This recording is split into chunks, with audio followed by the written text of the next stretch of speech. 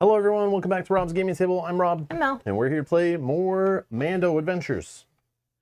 We're back. Hello everybody. Hello. Hello. Thanks for joining. Thanks for joining live. Welcome to another episode. Episode 5? Playing scenario-ish 6 of the tutorial deck. It's crazy that we're still going through this tutorial. Yeah, thank you if you've made it this far in this series. Where we like to on the channel sometimes play a game probably more than we should. And create content beyond what people care to watch. But if you're here watching, thank you. Thank you. Thank you for supporting our craziness. And we will continue on. Yeah. Welcome. Hello. Hello. Thank you to these folks for supporting the channel, allowing us to travel Gen Con, purchase games like this to play for you guys. We appreciate it. Sweet deal. All right. Here's the game. We last played yesterday. It's still sitting here. Set up a little bit of it. Got the what I think are the tokens we need. Where we are going to play the Egg Mercenary Mission B. Okay, we're going to play it on map number 1 in the book. So we're still going to have the map rules of bunker access during your action step. You may take a door control feature found on one of these circle tokens. So these are going to be shuffled in random out of 5. Just like we did in episode 1. If we can find one in our space, the door is unlocked, and then we'll just place them here when the door's unlocked. Okay, so we need to find those on the map. There's going to be 5 of them. 1, 2, 3, 4, 5. We don't know what else is under there, I forget, but we can shuffle them up and place them out. And they work just like they did when you first play it. But because we're playing a mercenary mission that's going to cover all this stuff, we don't care about any of this. Erica, thank you for being a member for 22 long, amazing months. Thank you. Thank you so much. Behind on episodes 3 and 4, but I wanted to catch you live. What did I miss? Well, yeah, we're playing this one like fairly quick. Not spreading it out like we normally play campaign games where we do like once a week, twice a week maybe, and play it over many months. Since it was like a casual game, it's not really a campaign. They're standalone missions. And they're short. We figured like when some of the episodes are like 1.5 hours, 2 hours, maybe 3 when we play 2 scenarios, we could just play this game till we're kind of done with it and then move on to something else. So we don't have to come back and like reread the rules over and over again to try to learn multiple games at the same time. So I know we're playing it quick, and that makes sense why you missed episodes 3 and 4, but you just missed us playing, I don't know. well, the last episode was just like a mercenary episode. That one. Yeah, so if you don't want to see like spoilery stuff, like what got unlocked, we unlocked envelope 1, and it came with these mercenary missions, so run away if you don't want to see that yet. It's not really like spoilers, just extra complexity to the game that turns it into more of a board game, more of a complex game than it appears at first, hidden behind the envelopes to like kind of keep the game more simple for learning. But it basically unlocked 4 new scenarios that you can use on any of the maps, which creates 16 combinations. So we're using one of those rules today, one of those mercenary missions today. We used one last episode, and you basically cover up the map rules with this new mission rules and its new tokens, but you'll still use these map rules. And it creates a whole new scenario with a new crisis, new tokens, new objective, new failures. And you can use whatever characters you want, as you can in the other missions too. But these ones are more just open. And some of these ones integrate the trader mechanic that you can or cannot use if you want. We're playing with one that doesn't need the trader mechanic, as we did last episode. Yeah. So hopefully that catches you up. And you don't need to watch them in any order, especially these ones. Like if you don't care about spoilers or anything, then you can watch this one even if you hadn't seen the last 2. Correct. And then you can go back and watch them if you care. Kathy, thank you so much for clicking the join button down below and becoming a producer of the channel and supporting us here. Thank you so much for your support. Thank you. We appreciate that. Thank you so much for joining up. We appreciate it. Thank you. We appreciate it very much. Without you being producers, this stuff wouldn't be I wouldn't be able to do this for real. I appreciate it. We don't get paid by the publishers to play games around here. Okay. Q has a kind message for you. He says, love it when you play at this time of day. Thanks for being accessible worldwide. We try to play like whatever kind of works for us too. Yeah. Yeah. I try to play like all different times because I know I like seeing the different groups of people that join live at different times and for different games. So like yeah, I just love the variety. So streaming in the evening my time is great for other parts of the world, and streaming in the afternoon our time. And I tried the morning for a bit, but that didn't really work that well. So that's like the one time zone that I didn't really find work that well for me. For like viewership even. Every time we stream like before 11 a.m., it's like too early, I feel, our time, because then like way less people watch. I thought like that would be better for like Europe and stuff, but it's like, I don't know, for some reason it wasn't. So it might be now, maybe it's better now, but yeah. So, and the weekends we find works for people, but man, some weekday streams just like do way better than weekends. Oh, some, yeah. Yeah, it's crazy. So yeah, it really doesn't matter because everyone's in a different place in the world, and everyone works at different times and different hours, and yeah, and people like different types of games. So yeah, I appreciate you noticing that we stream all over the place. Oh, so that's good. Spotify is also really loving your playthrough of this game. Thank you so much. No, it's Spot Iffy. Oh, it's not Spot. It's not Iffy? Or it could be Spot Iffy. That's what I was trying to say it funny, but oh, yeah. I thought I wasn't sure. It's just Spotify, but put a space in it, probably because can't use Spotify. Yeah. But then if we call it Spot Iffy, it's funnier. Yeah. So that's then going to be they're your new name. "Stop. And I don't know if that's what you intended. Doing that. But maybe, maybe we're frustrating you and you're like, okay, enough. God, why do they keep calling me that? God. Wait, Robert's also here. Hello. Greetings. Hello. Yes, you made it. You made it in time. Finally, we can start now. Yep, we can start now. So let's go back to the rules. We're going to read the rules of the scenario. So we got the map rules. We still have to open this door by finding the 2 lock tokens that are hiding under tokens numbers 1s. Numbers 1s. Nope, wrong side. We're playing the egg. So setup, we're going to place the child token on space 1. Place the 3B threat tokens as follows: the Jawa on 2, Mudhorn enemy on 3, and they're all face up, and the egg face up on 7. So we know about all these. Okay, So let's do that. Child. The child token, it's a little gray square one that you had yesterday that I did not touch. You had it. I didn't have it. I thought you were showing me it yesterday. I don't think I had it. Yeah, okay. Sorry. So child goes on 1, and then Mudhorn on 2. Jawa on 2. Jawa on 2. Face up. Egg on 7, face up. Mudhorn on 3, face up. Okay, 3 I see. 7 I do not see yet. Oh, in here. In here. Okay. Oh, behind the locked door. That makes sense. That's cool. So we're in this one, since we have this locked door room mechanic where we normally have to find the asset. That asset is no longer a thing. It will be here because you still place the tokens, but when that token comes up, it doesn't do anything. Because but one of these tokens is an enemy, so like we don't really want to discover these tokens at all, but it looks like one of them we have to. But maybe we can look at it ahead of time, number 1, just to know what we're walking into. Yeah, but the egg is, if we got to grab that egg, then we have to deal with some enemy hiding there. Yep. But because we cover up all this stuff, we don't have to worry about that token rules or even this whole crisis thing we played before in episode 1. So our objective is deliver the egg. A character ends their turn in the Jawa space while carrying an egg. Okay, so we got to get the egg from here, just over to here, end in their space. Okay. Okay. And yeah, the whole character ends their turn, so we have to get through a whole character turn like normal, survive the event phase, whatever. Failure is if a character is defeated, we fail. Okay. Or if the child is eliminated. 4 damage tokens are on the child track. There's the child track. Mission rules, the egg. During your action step, you may take the egg token from your space, place it near your character card. Hunted. When a melee threat is moved during the event step, move it toward the child, whether it's carried or not. Instead of the nearest character, it attacks as normal. Exposed. At the end of every event step, if the child is not carried, place 1 damage on the child track. Mm-hmm. So basically these melee enemies are coming at us, trying to knock the child out from whoever's carrying it to make it not carried. And if there's at the end of the event step, it checks. Does anyone have the child, or did the enemies knock it away? And if they knocked it away, a damage happens on here. 4 damage, we lose. Okay. And then the crisis, move every melee enemy 2 spaces towards the child.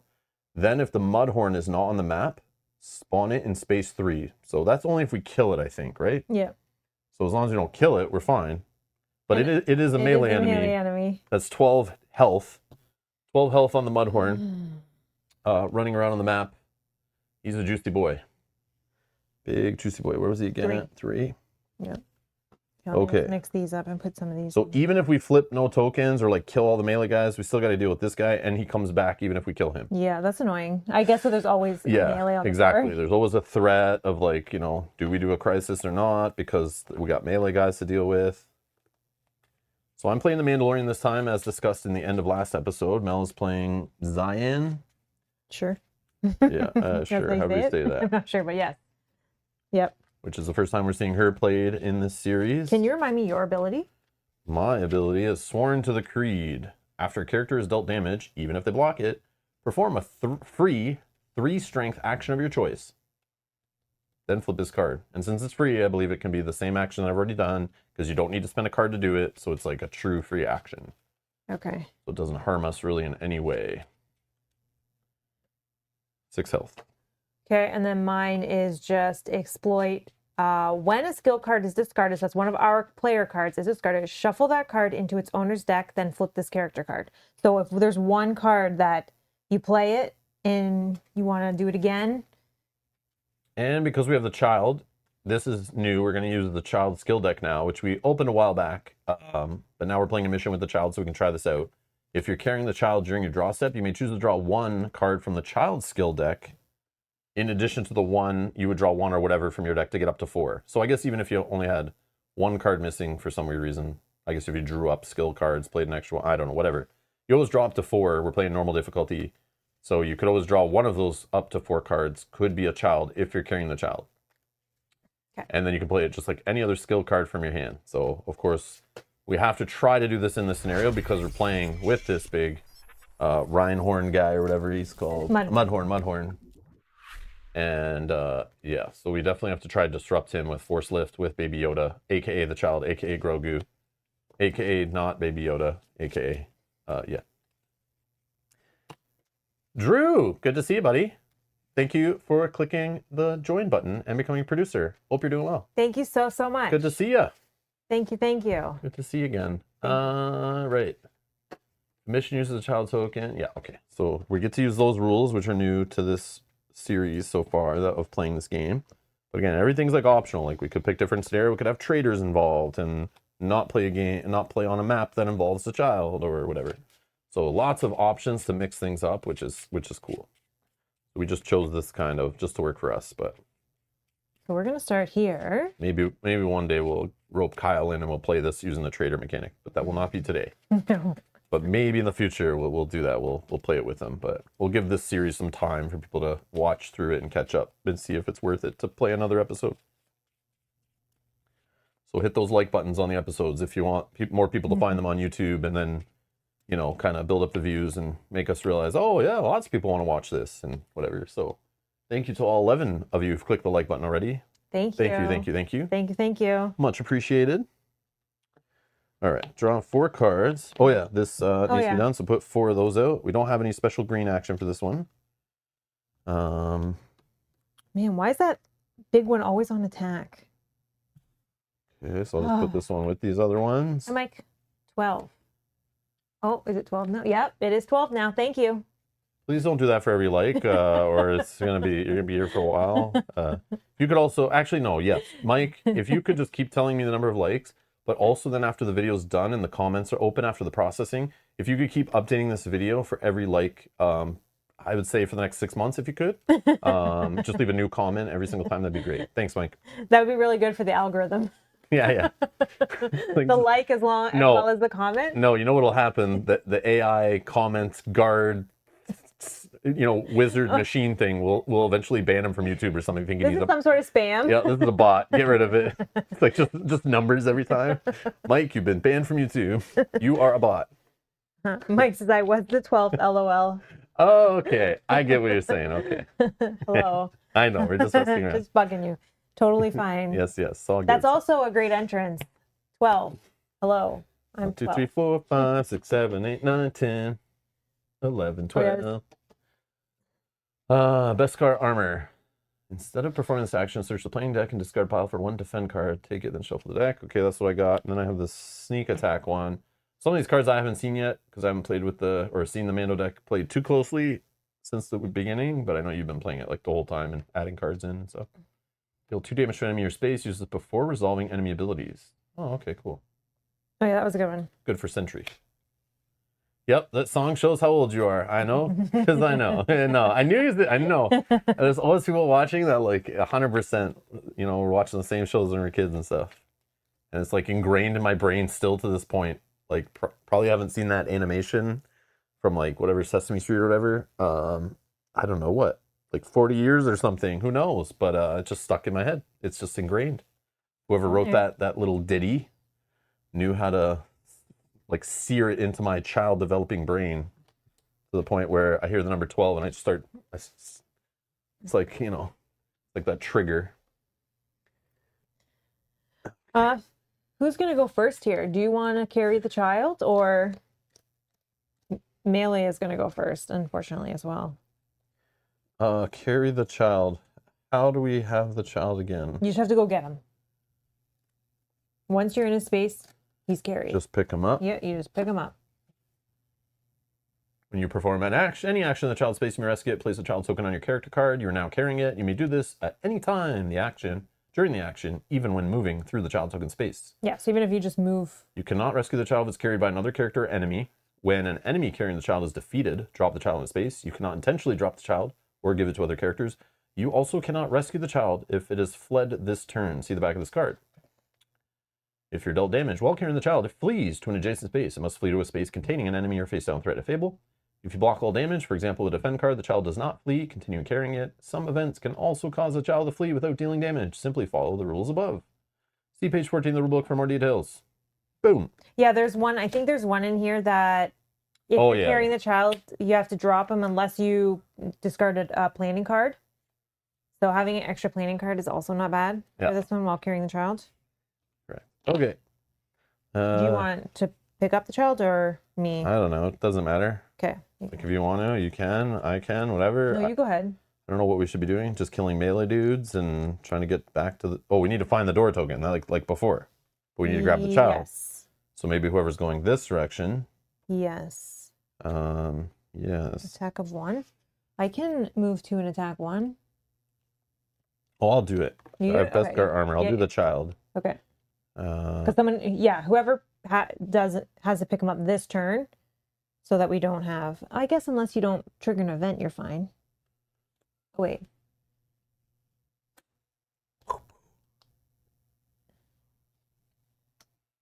I have the child. Okay. Then protect the child. I'll just play this here. Instead of doing this action, search the deck and discard file 1 defend card. Okay. So now when you're dealt damage, if I want, I can discard this to block 1. Probably should just try to kill that guy. Would have probably been the smarter play, but... Should we but blasters aren't going. Well, I don't know. The door unlock thing could be down here, so someone needs to get those, and I think it'd be dumb to not split up to get them. Yeah. But if you like, we can try that. We never tried that before when we played this the first time. So maybe it would be fine. Just go around and kill, and be fine. But this guy will be chasing us wherever we go. Mm-hmm. Yeah, maybe they're both up here. Maybe it's this one and this one, or this one. Like, maybe going down there is dumb. Like, go peek at a token or something. Or, Mel, do whatever you want. We'll find out. We can experiment. Try different strategies this time. Mm. So do we do the event, right? No, there was no nothing. Event. Okay, Nope. I draw back up. Yeah. Bam. There will be event now. I think I will go this way then. No, let's go this way. That guy's a 2. I can do this. This is going to trigger both. Maybe that's bad. Maybe. But it'll hopefully move. Because he'll move 1, 2, 1, 2. Boom. But what happens when he's in your space? Nothing, right? Well, unless he attacks. Because remember, it resolves this, then event, which we know is melee. So if they get to attack on that one, we're messed. And then the next one will do this again. And then it'll resolve whatever the next card is, which we don't know. So, like, it might be fine, but it might be risky. Worst case, we drop the child, we have to pick it up again. But that means we'll do 1 on this track because we dropped the child. And then it has to go in an enemy space adjacent. So it would probably go in this guy's space, not the guy in the space who hit us. But who knows? Maybe I get shot. I can block 1 hit, but yeah, you. Do whatever you want. I'm going to try this. I don't know. Okay, I'm going to attack and get rid of this guy. This is another melee guy. Or unless I keep that melee guy so he can be... No, I would kill the melee guys because they're the ones who are our problem. And then But we know the blaster guys can really wreck us, and we know so can the other guys. But yeah, melee guys we know are like part of what the problem is. Because it does move every melee guy 2 spaces towards the child. Yeah. Okay. Then I can move 1 space ignoring enemy abilities. Okay. So this is going to trigger this. Move every melee enemy 2 spaces toward the child.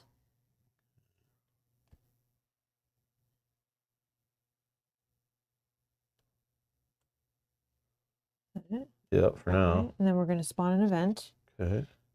1 melee moves 3. It can be the other one. So our choice, 1, 2, 3, he gets to me. So. But they don't have to move. Hold on. Actually, this one could move to me. No. Remember, they move to the child no matter what they're doing instead of the nearest character. It's move during the event step. Oh, yeah. Oh, remember? I see. That's why I was like saying. Yeah, but I thought it was only during this. No, there's like it's every time here and here. That's what I'm saying. It'll stack and like we'll be doing like so much melee. Only 1, then we'll move 3 towards you. Yeah, so we'll just say this guy gets to me. Okay, and then 3 melee attack at range 0. Yeah, so I get hit. I'll defend, but I'm gonna get hit again by when the next one. Do that. Especially if it makes them attack again. Hopefully not. Okay, so then this guy's gonna move to. Please, So no. melees are all in my space. The child flees unless the character carrying the child discards one of their planning cards. Regardless, then resolve an additional event. The child. I don't have a planning card anymore because I had to use it. So. Oh, I'm sorry. Child flees, and I put it in the space with the threat token adjacent. And then we have to resolve an additional event. Oh man, maybe we have to start again. Yeah. All melee move 3. Okay, they're good. And then this was 6 plus, so we resolve an additional event card. Oh my gosh. Yep. 1 sharpshooter attacks at range 4. I can take that one, right? 1, 2, 3. This one. Or yeah. Yeah, I'll take a damage. Yeah, sure. Okay, and then disrupt the slot with the lowest strength. Move. That was a lot. That's gone as well. Oops. And that's gone. Oof. And then drop. Oh, and then hold on. I think we have to do this because at the end of every event step, if the child is not carried, place 1 damage on the track. Wow. That was such a bad round. I'm so sorry. That was my fault, I feel like, completely. Yep. We should just start over. That was bad. Yeah. I'm so sorry. Maybe we can recover from this. Okay. So did you put 1 there? Yeah. Okay. Wheel. Yeah, should have went up there with you and done something else instead.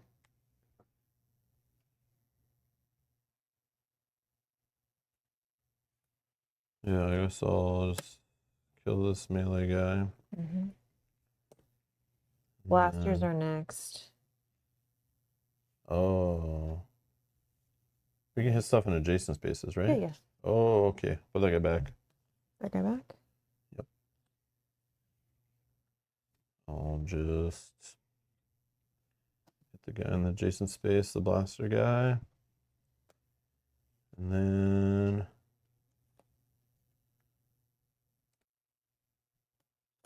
do this. I'll deal 2 damage to this guy. Moving 2. And yeah, I guess. Let's find what's here. Okay, we got 1 door code thingy. Hopefully I can find the next one. And I'm done. 2, 1, 2, draw up.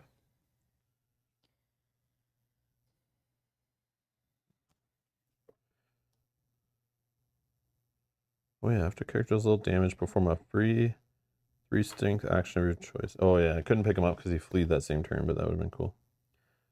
All right, I'm just gonna move for 1. Here. Oh, it's an enemy. Oh, and it's a, oh my god. Sentry, 1 damage. And I have to take a damage from this sentry guy as well. Oh, why did you do that? Well, I didn't know that was gonna be, I'm at 3. Yeah, you need to avoid sentries, man. Dang it, because I was gonna do this. Oh, you want to kill them all? No, I can look at, or I can move something. But I can look at a token up to 3 away, and I can count through this. So I can go 1, 2, 3. 1, 2, 3, yeah. I can look at that. You want to do it? Yes. Not. So 5 melee guy. Don't go there. Not the door unlock key. So it's and then up here then, right? Deal 1 damage to a threat within range 1. If this defeats an enemy, discard this card from the action slot. Yep. Discard this. That's cool. Okay. Maybe I should have done that before I moved in, but all right. Then this one, unfortunately, is 5. Yeah. What did it say? Deal 1 damage to, but had to be within range 1, and I wouldn't have been within range 1 to kill that guy. I was hoping that this was the door or a heal or something. Okay. But unfortunately not. So this is 5. So I had to move. So it doesn't trigger this, but it will trigger spawn in my space.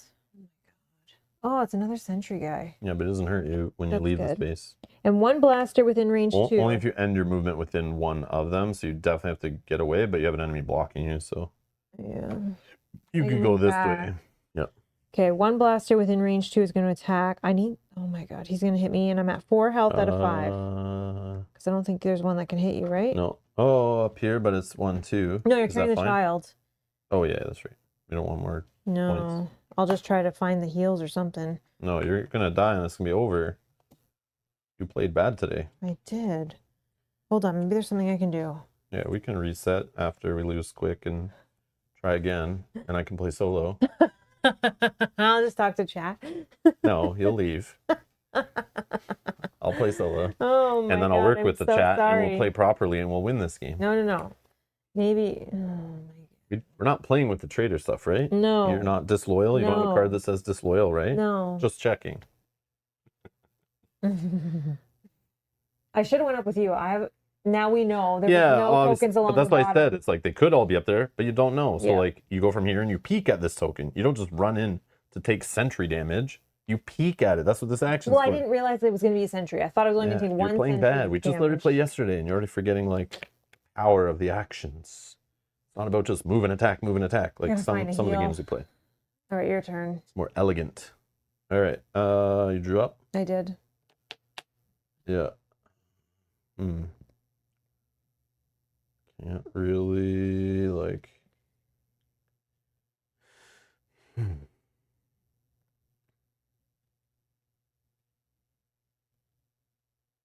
Nope. I guess... Oh, yeah. I forgot I can draw from this deck. Oh yeah, you can. I can't. I should have did that, but for now, I'll just kill this guy here. Then...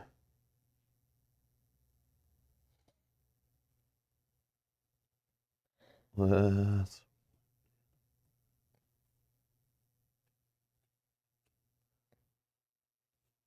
Oh no, that would be a 5. It's okay. I want to know. Like I'm assuming one of them is a heart, right? So if I look at this one, that's 1, 2, 3, 4 away. So I need to go there, but now I know. And then I can move 1 space, ignoring enemy abilities, which may or may not be smart, but it gets me further away from these dummies. And then, oh yeah, I keep forgetting my ability. Should have done it after you got damaged. Okay, nothing, something. Oh, here, yep. Sniper dudes. Oh, this is gonna kill me. Yeah, so we're done. Because this one here are sharpshooters. They'll attack the closest, right? Which is definitely not me. So we're done. You died. Dang it. Characters defeated, which means failure. So we're gonna go back to the drawing board. We're gonna reset up the scenario. And we'll just take all these tokens by their colors and whatever. So that this can stay, this can stay. The Mudhorn goes back wherever. You can shuffle those into those. These we didn't look at anyway. I'll just leave those. These ones matter. These circles. Square, circle. And, oh, this guy. He's a square. Okay. And there. These we'll do here and here. That will go here. Shuffle that in. And oh yeah, let's shuffle my deck. Now we're back. Oh, you're on it. Mudhorn went on space 3. This is there. And the token a 1. I know, at least we lost fast. No, it's all good. It's all good. That was bad. I should have probably stuck with Rob, but I was worried that it was going to be one of the tokens down there. It's not about sticking with me. It's you just ran into the fire. Like I avoid sentries like the plague. There was only one there at the one time. Damage is like especially if you're 5 health is a fifth of your health. And you even if there's one, you just ran into it and an unknown token without looking. But there was no other way I can kill a sentry without taking at least 1 damage. Yeah, you move it away from you and then move by it without moving near it. Like, it's this action you totally, ignored. No, I did that action. You did it to check the token before you moved into space? You did it to move enemies? I wanted to look at the farther token. I know, but you could have did the first token. And then kill the enemy. It's crazy you can't admit, back to how you could have played the turn better. What I'm saying it was my fault. No, I'm saying it's my fault, but I don't think it's necessarily because of one sentry. The other sentry, obviously, I didn't know was there. No, it's a pile of things, but I'm saying the big one was when you took 2 damage from one move action, when you could have avoided it. That's all I'm saying. So, 2/5. 2/5 of your health. Just, you didn't need to rush it, I don't think. But I know we play, we're rushing. We always do. Because you feel like there's a timer from things, so it's you pressure, but... Mm-hmm.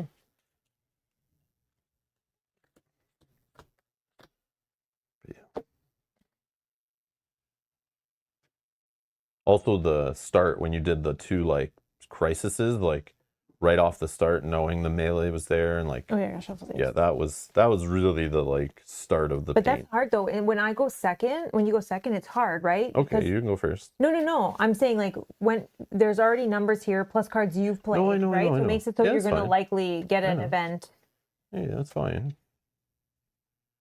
Yeah, it's I don't know. Yeah, maybe it's a bad start with these tokens on here. Is because now it's only 1s and 2s, so that is better. Yeah, the 3 on the attack is gone. Yeah, but we'll see.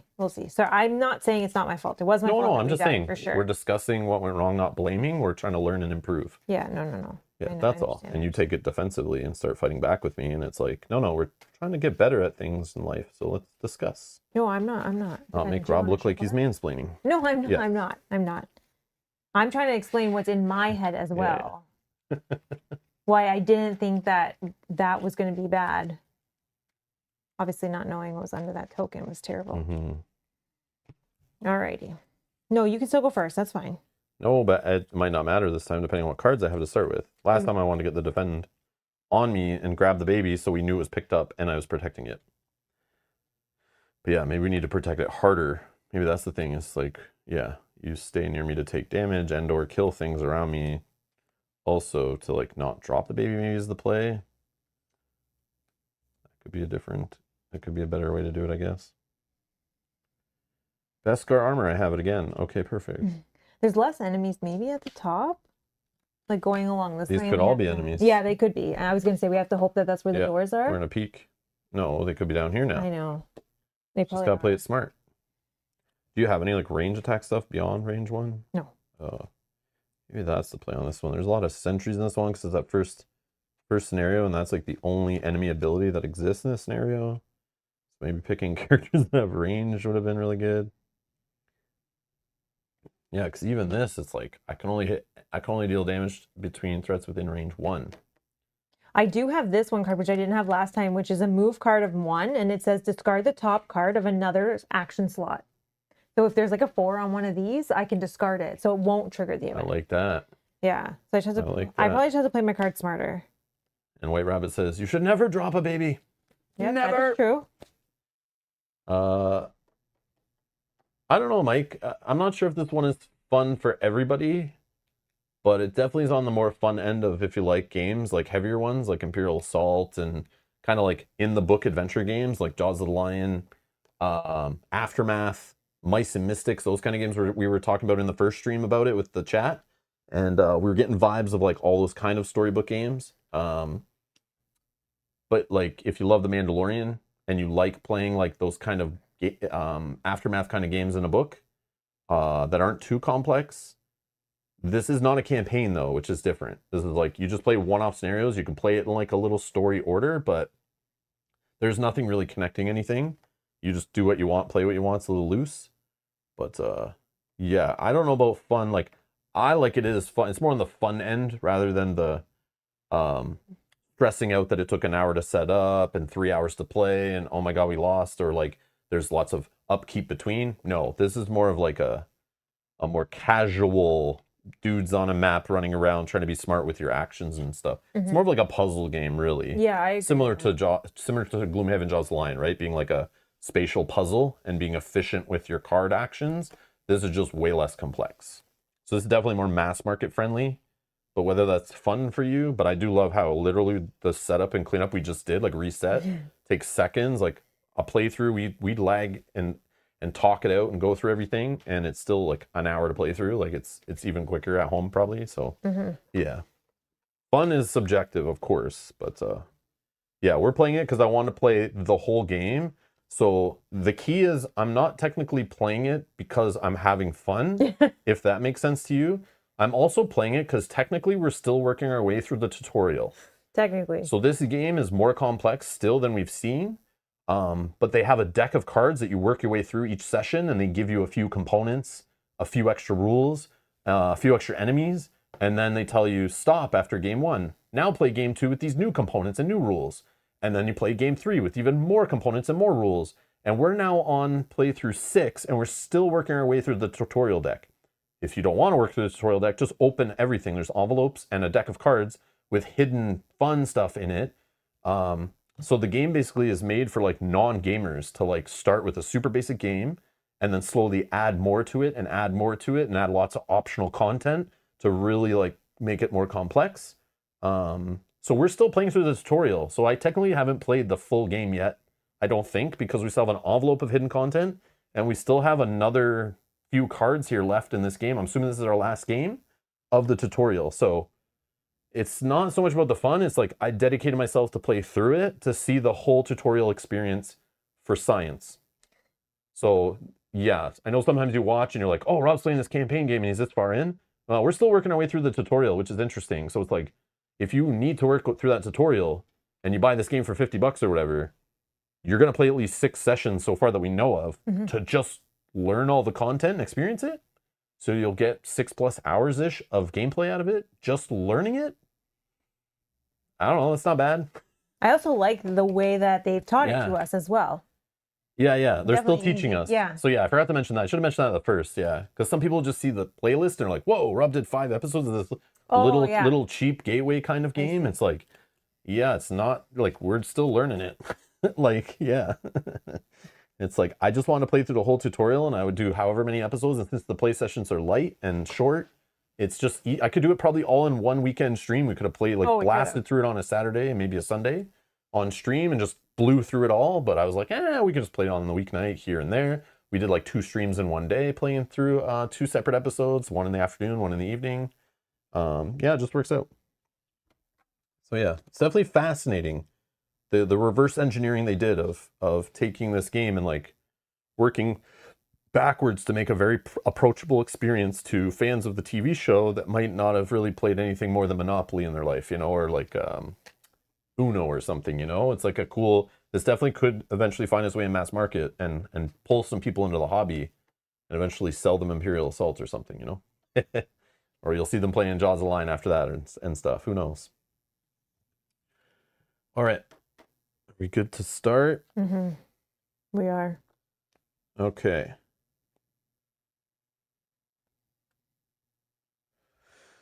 Maybe planning a little first to get some cards would be good, so you can retaliate and kill things, or do extra actions, or have defense. I do have, if I put this combination together, I could move for 2 to pick up the baby. Okay. Then I could use this for this 3 for intel. I could look at token here. 1, 2. Yeah, that's the closest one. That's gotta And be... then I can also deal a damage to something within range nice. 1. So I could pick up the baby, kill this, and look at that. Yeah, do that. Does that sound okay? And then maybe draw one of these cards after. Maybe that'll help us too. Yes, I definitely think we should do that. 2. So we'll pick up the baby. Then put that there. So you're peeking 1, 2. Yep. Yeah. On this one. Oh, it's a heal. Okay. Yep. And then I can. You don't have to use it when you're in the space with it, but like least, it's there if we need it. Deal 1 damage to a threat within range 1. If this defeats an enemy, discard this card from the action slot. Okay, so that's good. And then this doesn't trigger. That's a 3. I am carrying the baby, so I'll draw one of these cards. What'd you get? What'd you get? Force choke. And one. Deal 3 damage to an enemy within range 3 of the child. Oh, that's kind of... So that's even if you don't have the child. If I'm carrying the child because we dropped it, I picked it up, or an enemy has it, you can still play this on your turn to make the child do this, which is like super thematic to the show, right? Like the baby's off to the side watching, or the child, sorry, is off to the side watching the rumble with the egg and stuff and the mud horn. And then it's like he's just like all of a sudden helps out, save the Mandalorian's life. Okay, so next I'll probably plan and do something else. The Gearlock child? Yeah. Yeah. No. This child was first and copyrighted by Disney, so lawsuits are coming against Chip Theory Games for them ripping off the... No, I'm just kidding. But we all know where that came from. Okay, the Gearlock child. Yeah, baby Gilly. Alrighty, your turn.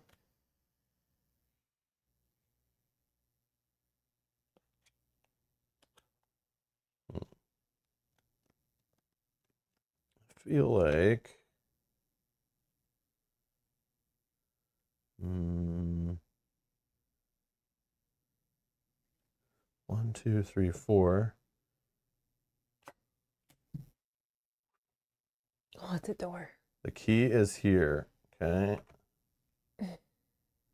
One of the keys is here. And these 2 jerks are here. So we'll definitely this action to move them somehow or kill them at range somehow. Yeah, now the only one I have is that Force Choke can deal 3 damage to an enemy. There you go. But it'll kill only one of them. But that's all you need.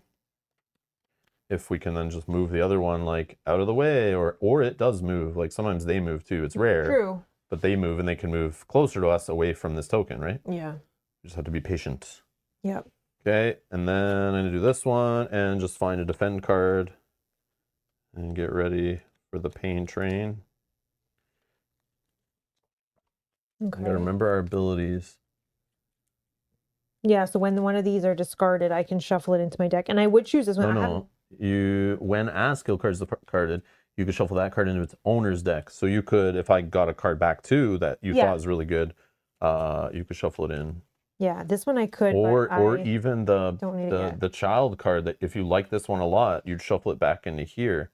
So there's a chance we could get it again. Discarded, yeah, that's true. I don't remember all of them. Yeah. But I feel like they were all good. I don't know. But I don't remember. All right, so events. Yeah. 3. This one is 5, so we're going to flip one of these. 1 melee will move for 3. Can I kill that guy if I... Yeah, if we bring this guy into my space, I can kill him. 1, 2, 3. Okay. 1 blaster will move for 2. 1 blaster will move for 2. Okay. And 1 sharpshooter will move for 1. Which way do you want to do this? That one, maybe? Yeah, so one of us wasn't closer, so it would move into our space. We don't take the sentry, and then we kill it back. Yeah. But yeah, I didn't think that through. If we moved it here, I could kill this one and this one on my next turn, and that's my turn. Because I can use the Force Choke, unless I don't want to use Force Choke on that. I would use it or lose it. Like, so just use it, man. Okay. Get her done. Okay. That's a good guy to kill. Those sharpshooters do shoot all at once sometimes. And that's discarded. That's discarded. And then this is 3. Okay. All right. So I'll draw one from here. No, I'm just kidding. I'll draw here and here. Oh, the Mando's Rifle. Attack. Instead of performing this action, deal 3 damage to a threat exactly range 3 away. There's some range attack. The other one. Yeah, I didn't know this card was a thing. Oh. Okay, we just got to play slow and steady here. Okay, so then I will attack for 2, the enemy in my space. And then, oh, this will trigger an event to go off, but that's fine. At least it's not a crisis. That's true. Okay, then we're going to deal 3 damage to an enemy within range 3 of the child. Okay, we have kind of cleared a little bit more of the way. That's good. This is 3. Is this a threat? Oh, enemy. Okay, so you can't just like randomly shoot a token. Oh, I didn't put that in discard. Okay, then this one, blasters. 2 blasters are going to move 1. 1 space each. Just these 2, so 1 and 1. And then 2 blasters are going to attack at range 2. I don't think they can reach. Nope, they're not reaching anybody. Okay. Then that was this one. I think that's fine to be discarded. I don't need to shuffle that. Yeah, I'm just saying. I will draw one of these because they seem good. Yeah. Protection, which, let me give that to you. Yeah, let's see how this, oh, that's so sick. Plan, choose a character in the child's space. They take a defend card from the planning discard pile. So I just have to use mine first. Okay. Or when you search the planning action, just discard one on purpose. Okay. Cool. Oh, that's cool. Okay. Okay, so I will, oh, that's going to make a crisis. I don't want the crisis. So... Sharpshooters are next.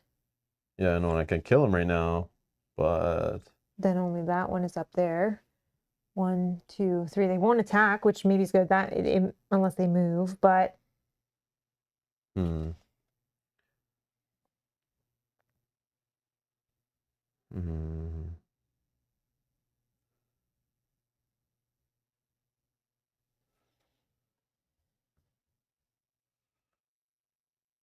Oh, there's one up here too. I missed that guy.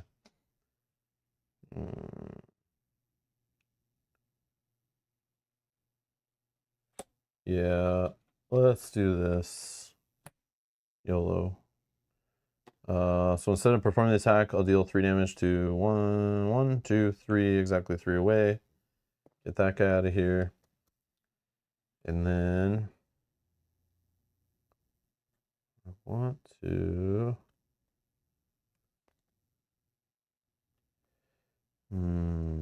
secretly looking at something. I already did that down there. I think I do this here. Just so I can maybe plan some more. Perfect. I take this, discard this, and now you have a card to grab if you want. And here we go. 3. We got a ton here. So 1, 2, 1, 2. That's that. The Mudhorn, no. Okay. Okay, then event. 3 sharpshooters attack at range 3. 1, 2, nope.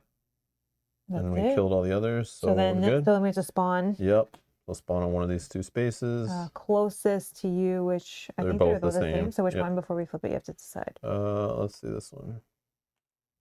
Okay. Well, there's a melee sentry. So that's this one. But at least he'll be moving towards us more, and then the sentry won't take effect when they move. If you would like that back, I can let you shuffle it back in if you think that's the card that... I have no idea what's in my whole deck. It's up to you. Or just you cycling something you like. I don't know. Okay, whatever you want. And this card. No, then we'll wait then. Okay. And that's but it could help with this guy, for example, because like you shuffle it back in. We'll just use it. I think that's a good card, especially because we were talking about range. Yeah. So I've used my ability to let Rob shuffle that card back into his deck. He has a card that can let us flip these back too, right? Yeah, that's true. One of us, I think. Yeah. That is true. So maybe you can get that back. That was this one. Okay. Then we are at 5 on this, so no crisis. But oh, what is this? I don't know. You took my card, I guess. That should be in your deck, no? Or did you? Oh, did I put that there from? Oh, I probably put it there from this or something. I don't know. That's fine. Sorry. Okay. The nearest enemy moves 1 space towards you. Then this is you, right? Yeah. Then if it's in your space, it attacks you. Okay. Alrighty. Let's do. Let's do. That's plan. Oh, these are gone. Sorry, that was this. Oh yeah. Sorry, this is gone. Flamethrower. This gone. All right. Then I'll play this. So I get to do this as well, and you can do this before or after your choice. I guess. But obviously, like, you can just I'll take just do it it there before. already, but you Yeah. could plan to get one in there to take. Yeah. So then I'll 3 search cards. Yeah. Oh, retaliate. Retaliate, strategize, and defend. Obviously, you're not taking the defend. You could put it on the top, but probably just discard it. I think I'll take the retaliate just as backup in case I do get hit. Then maybe it kills something. Unless you want to be doing extra actions and drawing more cards and like searching tokens and moving enemies. On the top for you if you want it. I don't know. At this point in the game, like the retaliate, like you don't want to take damage at all. No. And maybe that would prevent it because you get to move an enemy or kill an enemy, draw extra cards. I don't know. Just my 2 cents. I have no idea. So who knows what we'll draw from that strategize. But oh, but the retaliate works even if you block it. Yeah, it does. Your call. I forgot about that part of it too. That, yeah. Whatever you want. Do you want this on the top? Or sure. here? I mean, if you don't want it when you dig, then you don't have to take it. But at least it's not a bad luck. Yep. All right. So I could move. Oh, that's a 4 guy right there, eh? Sharpshooter's next. I don't necessarily think I want to get in range of them. What else do I do? Check. Did you already check this? Yeah, it's a heal, right? Which I will just go past. That 4 guy is in the way, but I could do something like this. These guys, the furthest we've seen them fire is 3 range, right? Yeah. But we just saw that happen, so I don't know. I could do this, which won't trigger an event. A lady never tells. When performing this action, discard a skill card from your hand to add to the strength of this. So this is a strength of 1. I'll discard a 1, make it a 2, and I'll move here. I don't need to use this, which I won't because I haven't taken any damage. And then I do have an attack of 4. It could kill this guy next turn. But I'm drawing up. I will draw 1 card from here. And then 2 more cards from here. So Joel has a question in the chat. Can you answer this for me? Does it have more stronger enemies like bosses? Moff Gideon comes to mind example. So this game is based on the Mandalorian Season 1. So you can take a guess at what might be in this game. If you want spoilers or not. But like right now we do have a Mudhorn that we're playing with in this scenario. Yes, he is stronger. We did play yesterday's episode. If you want to go watch that, we played against an ATST that was unbeatable until we shot it with a rocket. Then we could damage its health of 15. Moff Gideon is in a scenario trying to chase and take the baby, the child from us. And I don't know, you can't damage him in that one. But we still have an envelope of hidden content we haven't seen. We also haven't played all the scenarios. But if you can kind of imagine or go back and watch episodes, because I can't remember other things for some reason right now off the top of my head. But it so far is a little bit of everything from Season 1 of Mandalorian. So yeah, if you could think of anything in there that appeared in that season, is probably exists in this game. And yes, there are some higher health enemies that act differently and do different things. So that you do have to kill some of them. This one you kill and it can come back based on rules here. So we could kill it, and then if we never hit the crisis limit, it doesn't show up again. But if it's not on the board, it will come back. But yeah, the other one with the ATST we played yesterday, you have to destroy it to win. And it has a very high health, and you can't even damage it for like half the scenario. Yeah. That's why that one's cool. But yeah, there are bosses. I got Hidden Potential as my child card, which is the card we were just talking about. Flip any character card face up. They can use the ability again. So this will help me flip my card up, which is great. If you want to. Or mine if you want. Or yours. If you use yours. If we just remember when you take damage, I can perform a free 3 strength action. Okay. So I don't know what that would be at the time, but we'll see. But yeah, I haven't used it yet, so not really. Even if it's blocked. Okay. Okay.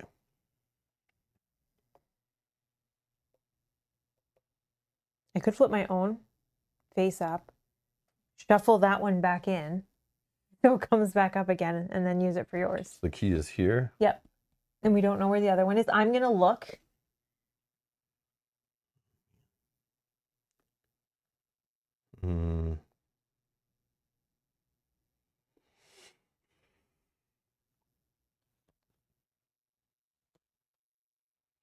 Cards don't really help here.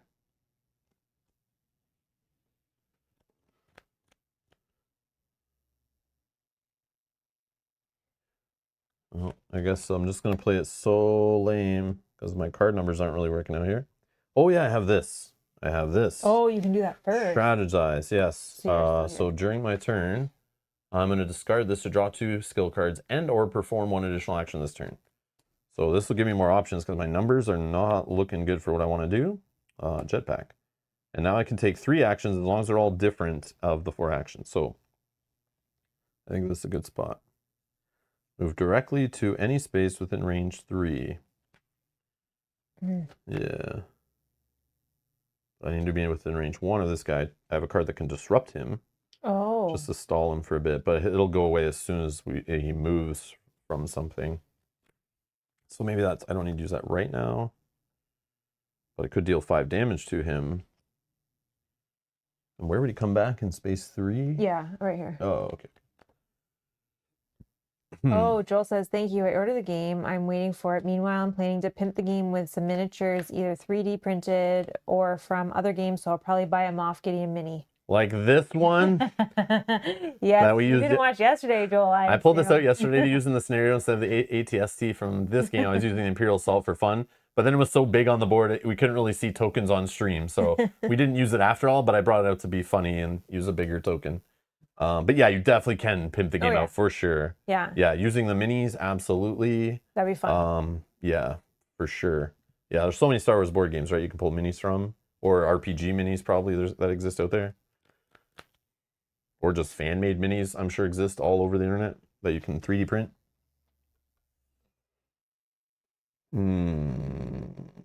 No, I have that one and we'll use it. Yeah, nice.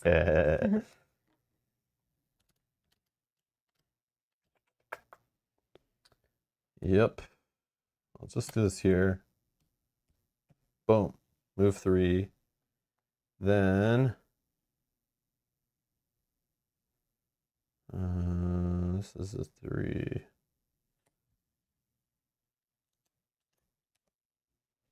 Within range 2.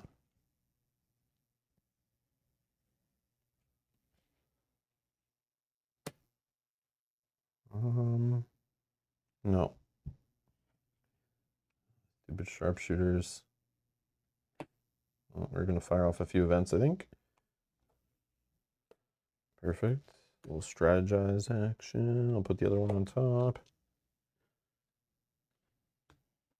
I don't see why I couldn't do that again. Do all 4 actions. But I don't have anything to attack, and I don't need to do all 4. I can't move anymore. I can't plan anymore. I can intel. Can you intel 4? No, unless I do this. 3.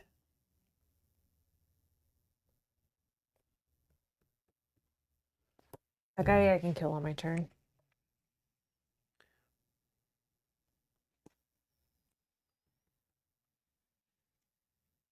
Sharpshooters.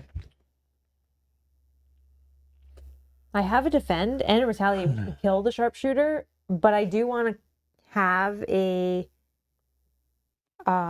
extra planning card always for that one that will make I'll have to discard it or I drop the baby.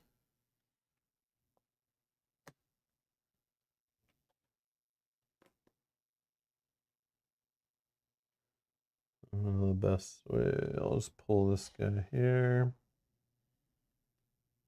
And then, yeah, I'll stop there. So here it's just 5 because of this. 2 sharpshooters attack at range 3. After an enemy attacks, it moves 1 space away from the nearest player. So I have 1 sharpshooter, you're closest, and I'll just move. Well, I'll defend. Now, should I retaliate and just take it out? Oh, he can't move away, actually. He's only move 1 space, right? Yeah.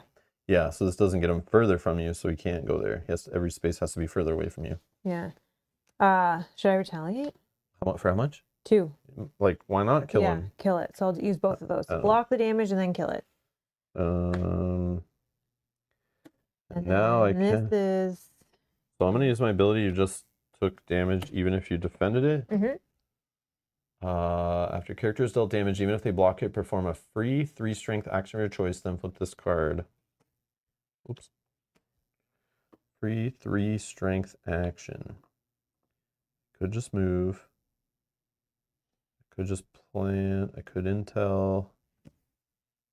Attacking doesn't work. I think I'm going to do it just to move. Go here. And we got the door half unlocked. Done. It's not the best use of a 3-strength action, but it'll position me better. And we're playing slow and steady, and it's definitely working. Mike, thank you so much for clicking the join button. Thank you, thank you, thank you. Thank you so much. For being a producer for so long. Much appreciated. We appreciate the support. So many members today. Thank you so, so much. Yeah, you guys are awesome. Been a while. It's No all worries. good. Thank It's you all so, good. so much. You've regained your gold die status. Don't even worry about it. Like Yeah, nothing yeah. ever happened. Yeah, it's all good. Don't worry about it. Thank you Support so can be much, on and Mike. off. We're okay with that. Absolutely. Yeah. And then we have to do one more. Spawn nearest spawn, which to you is this one. Okay. And then 1 sharpshooter attacks at range 3. I think it's the one we just spawned. 1, 2 doesn't. 1, 2, 3. Yep. So it can hit me. I'll just defend it. Do I have? Oh, I do. Okay. Oh yeah, first draw it. Let's do an attack for 4. We'll take that guy out. And then, oh, that's these. Sorry. I didn't discard those. I think one is a child card. Okay. And then I will plan for 1. I just hopefully want a card. And then I'll let you flip yours back. And I'll just plan for 1 if you pass me 1. Hopefully it's not a bad luck. Yes. Okay. Oh, I put that back on top of the Oh, strategist. perfect. Because I'm worried that I'll get that card, drop the baby, unless you discard one. Oh, yeah. So Oh, yeah. That's a good one. Yeah, have a one. buffer. Okay. And then next time I'll try to look and keep moving forward now that that guy's gone. Okay. That's me done. I'm going to draw 1 from the child. Hovering pram. And then 1 for myself. Move the child up to 2 spaces. If the child was carried, first drop it in its space. That's cool. Oh, but I probably just don't want to play that on a move then. Okay. Because I don't think I want that to happen. Okay. And then 3, 3, 1. Okay. No, good.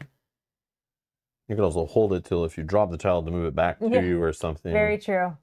Or to get it away from harm's way or whatever, but probably That's back to you because we need to keep it carried. Yeah. All right. I guess I'll play this here to kill this guy. Nice. Don't have any way of checking this yet. No problem. Oh, I do. Let's do this. Nice. Maybe I do. I should have done that first. So I can take 2 more actions if I want. Oh, I have this now. Oh, I already did the attack. It's fine. Oh, the 3 away? Yeah, it's fine. I can use that later. Yeah, so for 3, I know it's going to do a crisis, but that's fine. I want to see if I even need to go down here. Oh, I definitely don't need to go down here. It's a 5 melee unit that wants to come and steal the child and attack it and destroy it. So we'll just leave them down there face down. All right, so one of those tokens up with me is a lock. Yeah, and one's an enemy. And one's an enemy. A sentry enemy probably, right? We haven't seen that one? Correct. Yeah, so don't just walk into it, peek first, and then deal it damage from a distance if you can.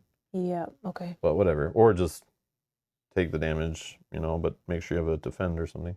Yeah. Or I can deal exactly 3 damage to a threat at range 3. Well, I think potentially But this not one this we might turn. need to get rid of Yeah, because yeah. he's blocking the door. Yep. So I did this. Okay, 1 more, which should probably be movement. But the sharpshooter, I guess. Oh yeah, You the could plan. sentry. Oh yeah, that's right. Get more cards back. Mm-hmm. But I only have 1. Oh, and we don't know what's on the top, right? Because I took it. Yeah, it's probably a garbage. So. Or just move for 1 then. Yeah, true. Just do that. Okay. Nothing. Big one. So every melee enemy moves 2 spaces toward the child.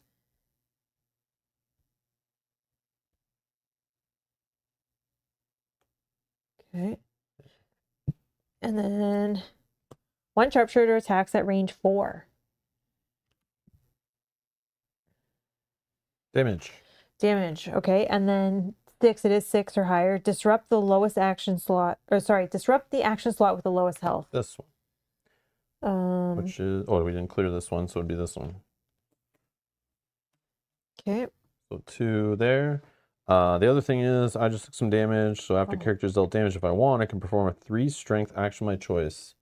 I could just kill this guy right now. It's not bad. Yes. Let's do that. Let's kill him before he kills the baby. So good. Okay. Okay. Me. I need to look at... Oh, I don't want to move with this one, but it's my only move 1. Oh, I could move this one. 1, 2, 3, 4. Nope, don't want to do that. All right. So our goal still is to find a lock thing, get the egg, and you to keep the baby in your possession, or the child, as much as possible.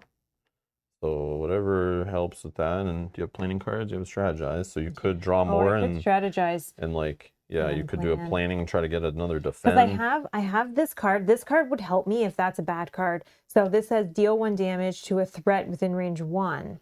So if I look at it and I see that it's that sentry. Well, you will automatic, when you damage a threat, you actually flip it and deal damage if it's an enemy. If it's not, the damage just doesn't do anything. But it's got to be to range 1. Yeah. So I have to move first. But don't know if it's not you ending movement, you know, like if you moved here, then you did that as your next action and you flip it, the sentry doesn't take effect. It's only when you do a move and you end within 1. Right, but this could potentially kill the sentry. No, we know it's like a 3 health, right? Isn't it, I think? I don't remember. Well, use this action to check it.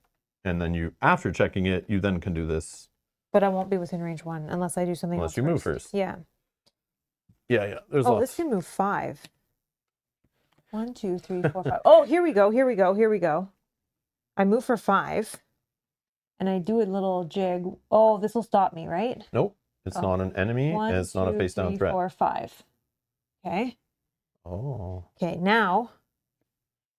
Oh, this is going to trigger 2. Am I in a bad space again? No, I think I'm fine. We still can do this like 4 times. Yeah, I think we're fine. I still can do this if I need to do a plan action, but let's see.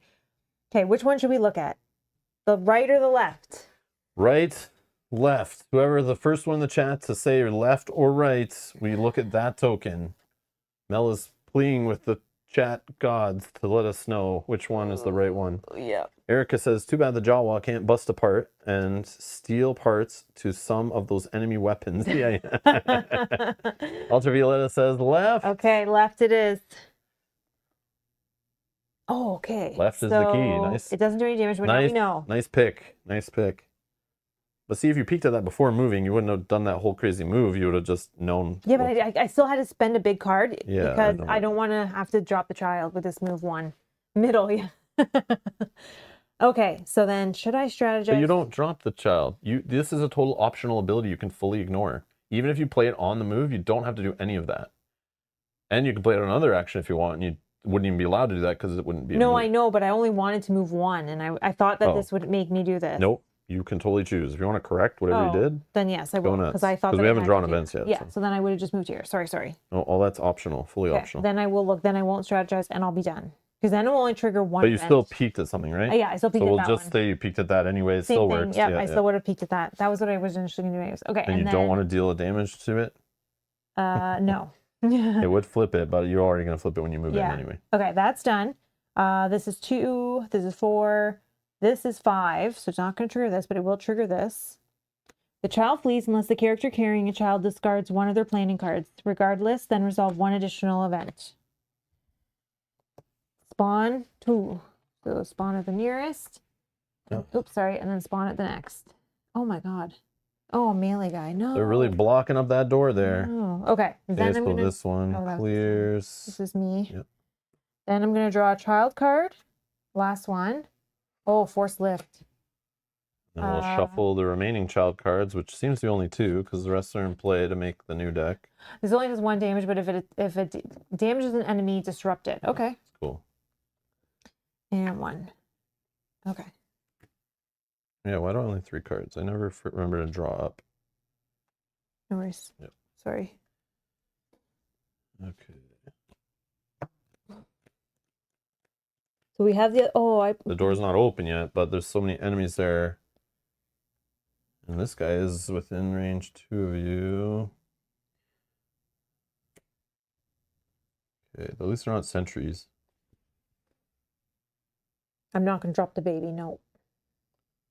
But I gotta get a defend card so that just in case. Alright, we're gonna move for 1. We're gonna then disrupt an enemy within range 1, use this before resolving abilities.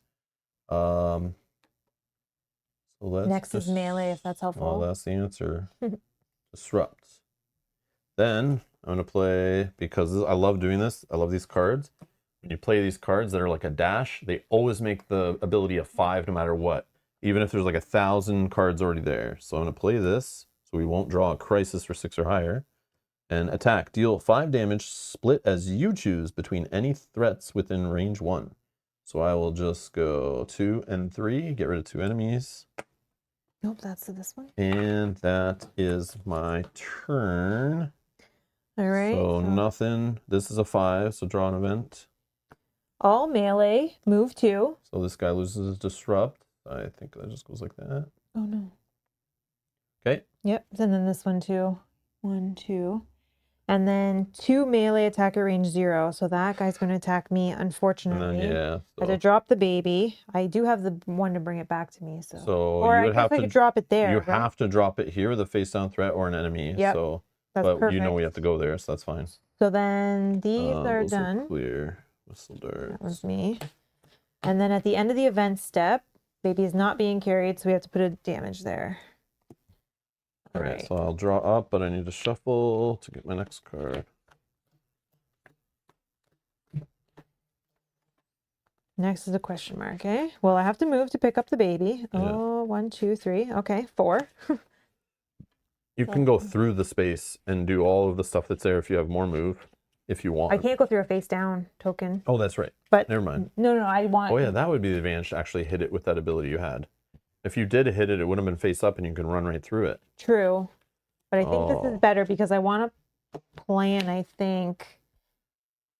Oh, they're all 4s. Remember, you can move them. Oh yeah, I can move. With intel that's fully open. So if you just need to move it out of my space and then run through the door or get in this room or something, or just go run to the other corner of the map to hide with the child and babysit for the rest of the scenario, whatever you gotta do. I need to get that jetpack back again, and maybe I can do some fun if I get the egg, I can 1, 2, 3 just fly back to the Jawa and insta win, but I don't have it right now. Oh, that would be amazing. Yeah, okay. We'll see. Still have to get through some enemies though. Well, I can move. Okay, so let me do. Like, we don't have to kill the enemies, we just have to move them out of the way and then move through them. This. So I'll use intel of 4, and I can move this guy here. Yeah. And you'll be able to get through.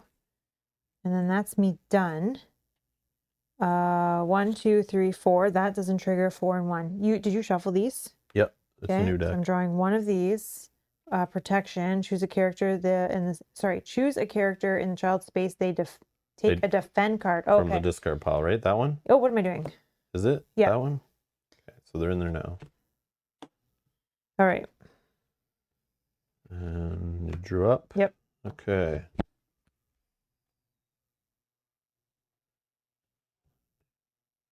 One, 2, 3.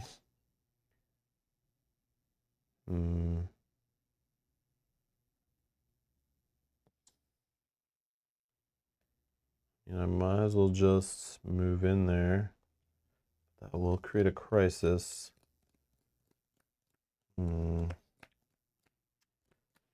Yeah, I might as well just go in the space. Like, peeking at it doesn't matter unless I want to move it, but I still would have to stop on it. So, or I could rifle it from here, 1, 2, 3, and just deal 3 damage to it. But I feel like it's an enemy that's more than 3, if I remember from before. I don't remember, but. And then if it's like a 4, I already have 4 cards that I'd rather kill it with. So let's just move for 3. Oh, it's not an enemy. So it just does nothing. It's just the baby's carrier, the child's, whatever the hell that thing was called on the card. The asset. So yoink. So now you just have to get back to the Jawa. Yeah, which I can't move right now because I just did. But it, oh. 1, 2 away. I guess I could.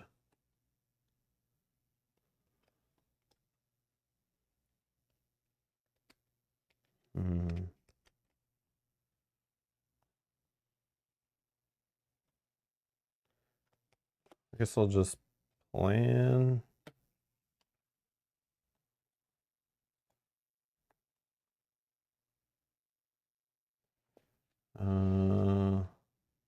Yeah, I want to dig, so that's good call. For fun. I'm taking a defend from the discard, so you could put a retaliate on top. Yeah, sure. Or defends in the discard for you. All right, done. This is definitely crisis. Boom, and 1, 2. Okay. Event. Event. Move 1 space towards the nearest face down threat, ignoring enemy abilities, then disrupt the action slot with the lowest strength. Oh, that moved you 1. That's not bad. Yeah, I know. Okay. Mine. Child. Mine. Child. Mine. Okay. And then this one's a 4. Oops. That's a 1. Oh, and then this one's a 5. a 5. One more. Blasters. Okay, 3 blasters attack at range 2. A maximum of 2 enemies can be attacked by the same character. So I just take a damage. Okay. And then each blaster not within range 2, there is none, right? No. Okay. My turn.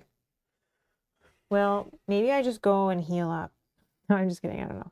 I'm going to take this plan. So I'll take the defend out of the discard and I will...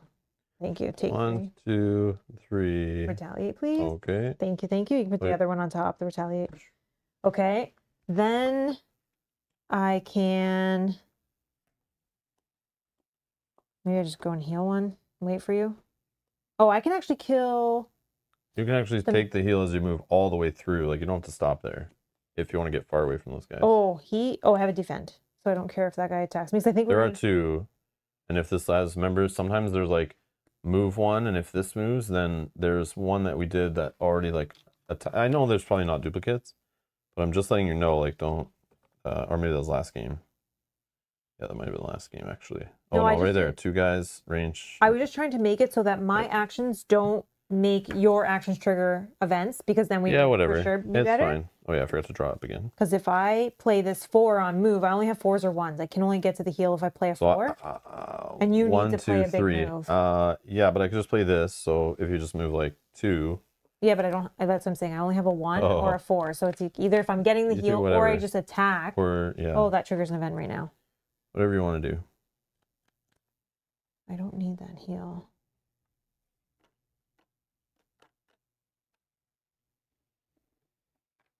Fresh eggs for the Jawa's breakfast. Nice. Yep. So what we gotta do, we gotta get the egg to the Jawa and then survive the rest of that player's turn. As long as I'm in the space with the egg and the Jawa. I'm just gonna move for 1. And I live through my final turn. That way, if it attacks and yeah. Now we just play low numbers and we're fine. Yeah, but that should allow you to hopefully still move. So nothing gets triggered. 1, 2, 3. Oh yeah. Draw back up. Draw the last child card. Force choke. I'll just play this 3 movements. Yeah. 1, 2, 3. And I have to play 2 cards. You played 2, right? Yeah, I played this one. Oh, okay. You can play something in the attack. That would be good. Well, yeah, I guess I could and just not do it, right? Yep. Whatever. Okay, and then 4 doesn't trigger, 3 doesn't trigger, 4 doesn't trigger, 3 doesn't trigger. I ended with the egg. Character ends their turn while in the Jawa space while carrying the egg. Yeah, here you go, buddy.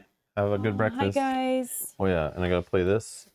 Oh, I should play this first, actually, to find the jetpack.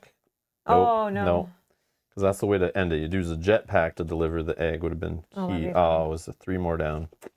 Damn it. That was cool. That was better. Yeah. Sorry. A little slower, a little more methodical play. That's how you do that one. All right. After you complete your 6th game, win or lose, flip this card and follow the instructions. End of 6th game. Add the following 4 cards to your game. 4 expert reference cards. These list new enemy abilities used in expert difficulty See envelope 2. Oh. Then open envelope 2, read the new rule sheet, and add the new components to the game. Expert enemy abilities. Oh man, there's more abilities to the game. This symbol we saw somewhere. It is on a token we punched out of the token sheet in envelope 1, and I was staring at it going, what the hell does that symbol mean when I was cleaning up the game? I was like, man, I must have missed that in the rules. I don't know what that symbol does. Now I know. Tough. When dealt damage, discard the bottom card of the playing deck. If it's defend, it blocks 1. Steadfast. Cannot be moved by intel actions. It still moves from events and other abilities. Hunter. When this enemy would move or attack, it moves towards or attacks the character with the least remaining health. Oh, that's dirty. And then Barrage. When attacked, damage all characters within range, not just the nearest. Oh. Yeah, there's like a guy with a cannon or something on that token, and that's what he does. And then if I flip this over, we have the original ones. Oh, so it just replaced Sentry, Grapple, Mission Effect, and Sabotage. These ones we know already. So there's 4 other enemy abilities they literally hid from us until we've completed 6 games. That's crazy. That's crazy. So now we're going to open envelope 2. Finally. Finally. So yeah, give us 4 of those. And then it says this. Congratulations, you've completed the guide deck. But this is not the end of your journey.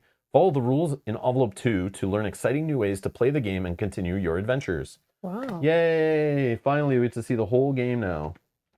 Spoilers if you don't want to see what's in envelope 2. So we're going to open the last envelope. It's the only hidden content left for us to discover in the game to fully unlock everything available when you buy this game to play its the full envisioned version by the designers that they decided to hide behind a nice, beautiful tutorial system, I think. Very nicely done. Give me the spoilers. Nice. Okay. All right. So we got a rule sheet, of course. Oh, man, look at this. More tokens to add in for the scenario 1 enemies and reinforcements. And it looks like some enemies can have 2 abilities. So this guy has grapple and disruption. You know what what I like about this? What the hell is this guy doing here? Can't be moved. Oh no, it's a version to play with that it doesn't get moved, I guess. You know what I like about this is it's just going to also give more options. So I would mix these in. That's what they're for. Yeah, but it also said if you want to play on hard difficulty. Oh, okay. But I would mix them in I would just so put you them have in. more variety and you don't know what's coming. Yeah. That's the idea, yeah. That's what it is. Like you play it enough, you get kind of bored, you beat it too easy. Throw all these in, now you have no idea. Because we start to learn like, oh, it's going to be one of these enemies that'll come up from those tokens because we know what the 5 things are, right? Mm-hmm. But when you start adding in extras, now it's like, oh, okay, I don't know what could come up. They look cool. Yeah. They all have abilities. Oh my God. Yeah. Yeah, that's crazy. Wow. Okay, what else we got? We got More missions to mix in. So we got the bounty on Arvala 7. It's an advanced mission. Oh, it's advanced. Gives you... Oh, these are the regular missions. Regular missions, but now using advanced. Oh yeah, there's the guy that I said, the rocket guy.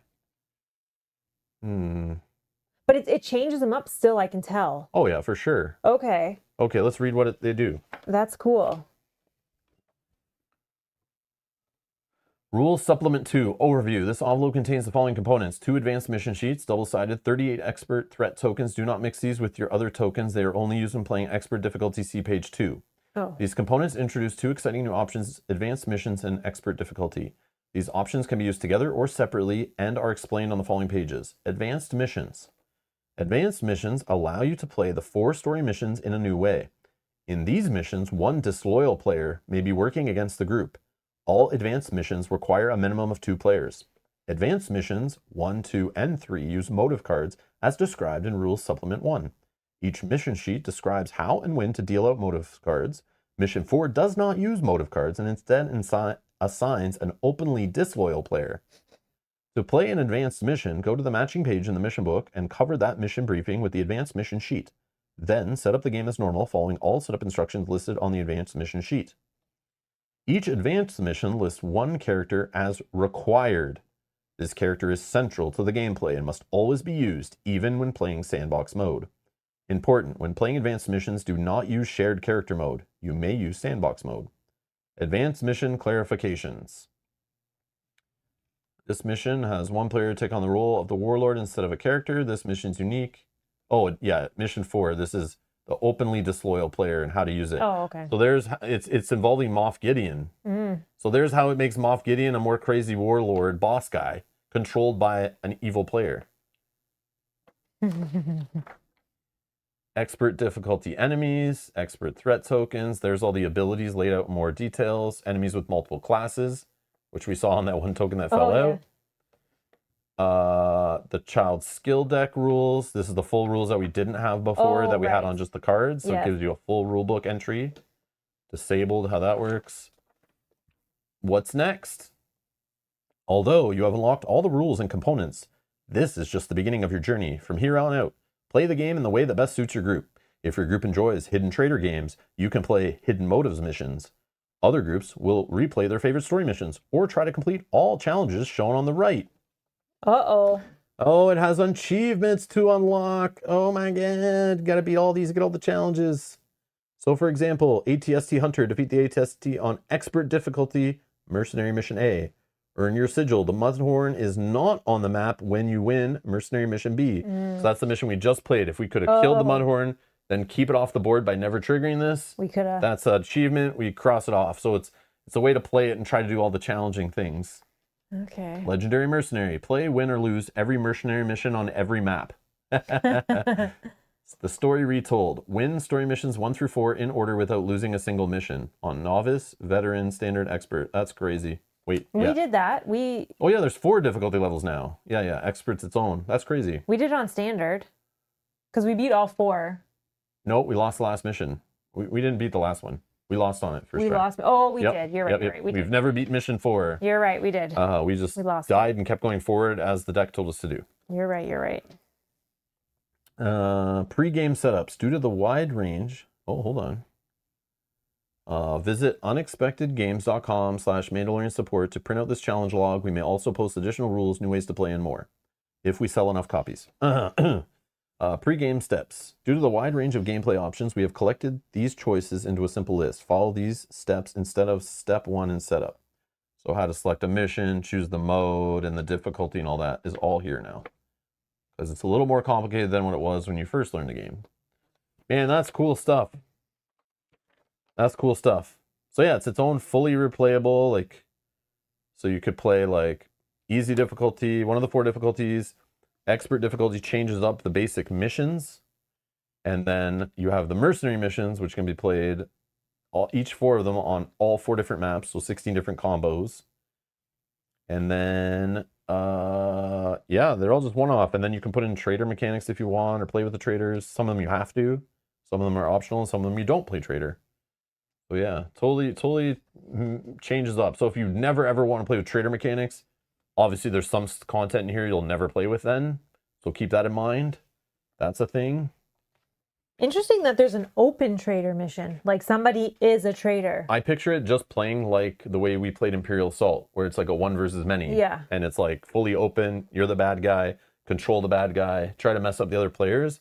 It just gives like that taste. And this is a great way to try that out to some group that's like, you know, get new to gaming. This is the perfect game to like lead you into that if you're a Star Wars fan. And then next thing you know, they're like going and buying Imperial Assault and playing the more advanced version of this kind of stuff. Or they're going to buy an Outer Rim or Star Wars Rebellion and all that and getting into the meatier games. The classic Star Wars games that are still amazing today and still in print. After getting through this like intro to like modern gaming-ish Star Wars quality Asmodee stuff, if that makes sense. Yeah, definitely cool. Yeah, that's definitely cool. I like the game even more. But I still don't understand, like, why do they say, I understand, I guess, that why you can't mix the tokens, but I think that'd be fun. It said you're not supposed to mix the tokens. Only if you're playing, because it probably has rules related to them that should only be used with those tokens. Maybe it makes it like too hard or something and throws off the difficulty. I don't know. But it seems like it would be fun to have it so you don't, you'd have extra tokens so you don't know what's coming. Yeah, here's all the rules for that, of controlling the Moff Gideon character as the warlord. Kidnapped. The distract actions there still. Definitely cool. Yeah, that's neat. A lot in this game for sure. I like the way they hit it all away and not overwhelm a brand new player who might buy this. Like, oh, I like Mandalorian. I like board games. I played Monopoly before. I'll play this game. And then it's instead of just like dumping all these options like, okay, you can play this with this many players and this style of play. You can each control one character each, or not a character, or this mode. And you can have traders, or not have traders, and not play disloyal, or choose one of the 70,000 missions, or combos, or maps, however you want to play the game. Like, it's good that they hid that, and they're like, let's ease you into it, and understand the mechanics, and then get more challenging, and give you more options for your decks, and new characters to play with. And then just slam you with the full game after and be like, here, now run wild. You obviously know how to do everything in the game. So go crazy. It's all yours now. Have fun. I like it. I like that way of doing it. It's cool. Like, I always touted like Jaws of the Lion with their like 4 scenario tutorial. Teaching someone Gloomhaven basically was really clever how they did that. Yeah, this is like next level the way they broke this thing down and hidden things and all that stuff. It's like crazy. Crazy amount of work to like make a game and then work backwards to probably like dice it all up and what to hide and when to reveal things, and also follow like a Mandalorian little season and give you all the stuff you're looking for nostalgia wise, like coming out of that. Yeah, it's very cool. Very cool. Yeah, not a bad little game for sure. Definitely more content than expected. And yeah, definitely fun and easy to play, easy to set up, and like they're quick games too. Yeah, like insert's good to just put everything in there, like easy to just grab your tokens and set up, like open the book and shuffle your tokens, lay them out, grab your characters, shuffle the decks and go. Like, it's like, yeah, I don't know. And like the rules for a scenario are like this is it. Set it up. What are your rules, your win conditions? And here's the new stuff you need to know and play. Like, it's like very simple, but like still some strategy to it. Still got to work together. Very nice cooperation in there. And yeah, it's just that whole system of like reminds me of Aftermath, or Familiar Tales. I think had it too, where you're playing like suits of cards, like different cards, and you only have so many powers, and where you want to use them, and what suits are they in. They buff up certain places you play them. That's exactly what this is doing right here, which I love that mechanic, and it's cool. It's in here with the whole playing out of a book, and just keeps it clean for setup, and it still looks nice and unique, and every map just looks great, and you don't have warping tiles or anything. And yeah, I like it. Yeah, it's neat. For like a smaller box, simple game based on an IP that's trying to appeal to a wider audience. Still looks classy and premium and like what I expect from like a Fantasy Flight Games Star Wars kind of production game. So it's like, yeah, it's sharp for sure. Like, it's very presentable, looks nice. So yeah. A game I'm proud to show people, I think, who might not be heavy into the hobby. Definitely can pull some people into our hobby with this game for sure.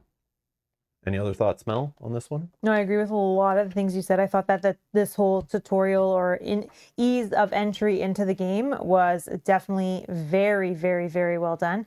The theme was great. I loved it. I liked the character art on the cards and all of that. I thought it was a very, very fun game. Cool. Yeah, and everything else you said. Any questions? I also really love this child deck. Like, this is so fun. Yeah, that's cool. Playing his little abilities while you're carrying him and stuff. Yeah. And he's not in every scenario, and you can carry him with different characters, which is cool. So Ultraviolet is asking, so are you guys going to try some challenges? No promises. I'm done with the game for now, but I do want to show, just like I want to show Outer Rim, for example. I've been wanting to show Kyle for a while, but I do want to show Kyle this game too. But I don't know when that will happen. That could be weeks or months or a year from now. I don't know, because there's so many other games I want to play. Some I want to play with Kyle. We still have Lord of the Rings we need to finish with Kyle. And I know Mike's mentioning there, seems like a Kyle stream for sure.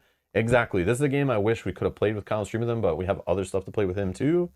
And I just, like, you guys wanted to see this one too. We wanted to play it right after Gen Con, so it just worked out. Doesn't mean we can't play a whole bunch of it with him. I just wouldn't play all the tutorial stuff with him through, I don't think. No. But I would maybe play Mission 1, Mission 2, Mission 3, and 4 with him. We could do in the future. That might be fun. Maybe not on stream. But the cool part is we can totally just throw the complete decks and like this stuff at Kyle without having to slowly reveal it to him. We don't need to rebuild the guide deck. We would just play the story missions, which are more simpler, but we'd be playing with our full, all the full decks and options and character, like characters' abilities. Like, he plays games just like us. Like, he'll be able to handle that stuff easy. So yeah, We don't need to hide it from Kyle, but it was cool to experience it, even though we could have just opened all the envelopes, read all the rules, and just started playing this game how it's fully intended to be played after you learned it all. We could totally play that, obviously, right? We played more advanced games, it's no problem. But I wanted to experience like what they did here so that I could like recommend it or not recommend it to some people I know or you guys watching based on what you might be looking for. But no, that was very, very well done. The tutorial or yeah, it's neat. Yeah. The mission system, yeah, it's very cool. Yeah, cool. And it's ripe for expansions. Mm-hmm. Well, they keep saying when in the marketing, they're like, here's the Mandalorian adventure game based on season 1. I'm surprised it's not called like the Mandalorian Adventures season 1, you know, like to leave it more open. But they could just call the next one like Mandalorian Adventures Part 2 or something. I don't know, but I'm assuming they didn't know if they're going to make more, and they obviously want to see how it sells. But I'm sure they have ideas. Who knows? Will there be any more video game champion? Rob being excited was very fun. Yeah, Rob was very passionate. Yeah, I don't know. I don't think so. Not right now. I think we showed enough of that game for sure. It's like, yeah, there's no... Yeah, maybe we could play it with Kyle at one time in the future if we're really looking for a game to fill. I'm definitely going to play that off stream. Yeah. Absolutely.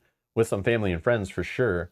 But there's certain games where like you just need one stream of it and you kind of show the whole game and you don't need to play it at different player counts. It doesn't have a solo mode or anything. It's like, that's not the game I need to like spend my time playing multiple plays. I do love it. And yeah, but do I need to stream it? I don't think so.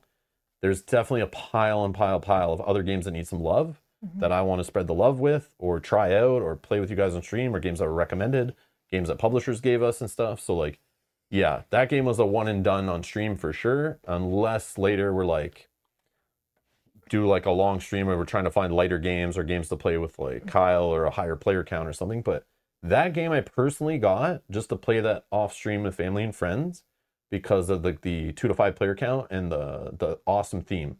But when I played it, I was like, I have to show this to the stream before I put this on my shelf of family kind of games to play off stream. Yeah. So that wasn't a game I was like, hey guys, I'm going to stream this all the time or anything.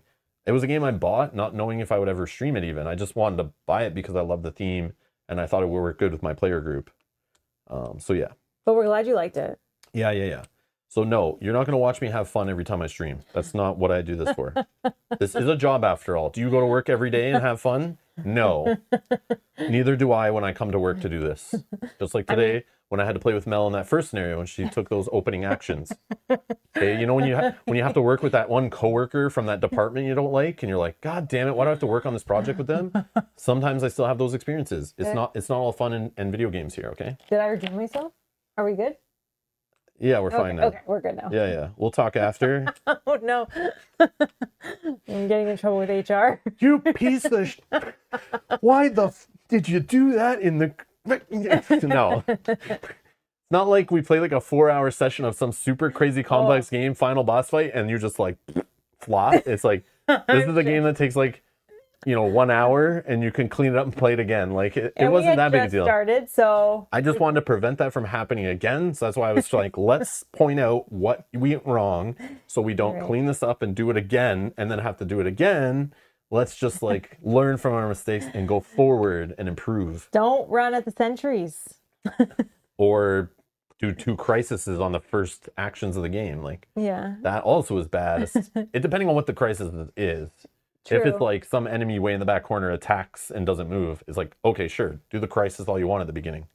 But when it moves a big angry rhino dude around the map to try to come and kill Grogu, we don't do that. Oh, that's funny. Sorry. Yeah. Yeah. No more fun on the schedule, Mike. No.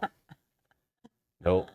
I'm back into reading other rule books, figuring out what to play. I think with Kyle this week, we might just do Lord of the Rings, continue that. I want to get that campaign done before I start throwing other games at Kyle and then throwing him back into that game and trying to get him to remember multiple rules. I already punished myself and Mel with that a lot by jumping rule books and rule systems and getting frustrated. And sometimes I take it out on the game or myself or just start hating my job. So like for this game, I want to just play it until we're done playing it and not have to jump to other rules. Obviously, a game like Video Game Champion, we played and I was like, oh, this is simple enough. We can absorb these rules and not completely forget how this game works. because you could just quickly browse through the rules of this game and get right back into it. It's at least it wasn't that deep, but they added more rules to it. So now the rule book's like 8 pages longer technically, but yeah. So I'm going to try to do that going forward a little more, is like learn a game, play a game, and stay with that game. And if the views drop on that game, I just stop playing the game and go to the next game, like a little bit more with the pile I have, because I really want to just love and enjoy and dive deep into a single game, as I always love to do at the beginning of doing this job. Not so much try to make it a variety channel where all week I'm going to play 3 different games so that I please 3 different audiences, because then it's annoying.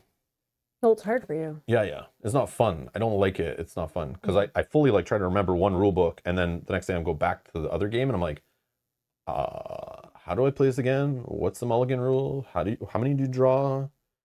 I forgot that little other rule, and it's like not fun. I don't like reading rule books over and over and over again, because like nobody does that with their board games, right? You buy a board game, and then you read the rules, you play the game a ton, and eventually you pack it up, you put it on the shelf, and it collects some dust while you move on to some other game, right? Mm-hmm. And that's the way I kind of want to start. I've talked about doing this before, and I did it before, but then what happens is the conflict of I want to play a game more, then the views come in and the channel grows and the likes and all that stuff, and it's like it starts hurting the revenue, and then it's like I don't want to reduce the community. I want the chat to be more full and the channel to grow and me to keep doing this forever. So it's like, it's like I gotta always think of the business too sometimes, and it conflicts sometimes. But which is true, because we did play this one pretty quickly. Yeah. And even like Eric, I don't know if you're still here, but said I missed episode 3 and 4. But also the cool part is we're done this one, and it's there. It's in a playlist. Anyone can go watch it whenever they want now. They're short. It's there. It's done. Mm-hmm. And I feel like it's more quality because we didn't jump between a bunch of different games. It didn't take 3 months to play 6 episodes and stuff like that. So then it's like a more quality playthrough, I feel, which I feel more proud of than like, pulling out Frosthaven once every month and a half and going, how does this game work again? Why are we doing outpost phases in this stupid game again? What is the puzzle book? Yeah, it was nice to not have to read the rule book every time we sat down. Correct. It's kind of nice. Correct. I did a couple times when I was sitting down setting it up going, oh, how does that work again? I would just glance through a bit, especially after we did stream Video Game Champion. I did browse through the rules one time to get myself back into playing it, but I didn't read everything and it still was fine. Yeah. But yeah. It's definitely a balancing act, yes. Mm-hmm. Yeah, I'm not complaining. Don't give me pity or anything. Just like talking out loud, being honest and stuff, whatever. But yeah, that's why you're not going to see Video Game Champion anytime soon, or this anytime soon, because I'm going to move on to other games. Like even started reading the Elder Scrolls, and it was like, then last night even, I was reading it yesterday, and then going to play this, yesterday I actually had to read it before the stream. Oh, okay. Yeah, as I started like reading all those rules and trying to memorize it, and then it's like, yeah, I can't. It's like, and it's getting harder the older I get, I think too. So we'll see.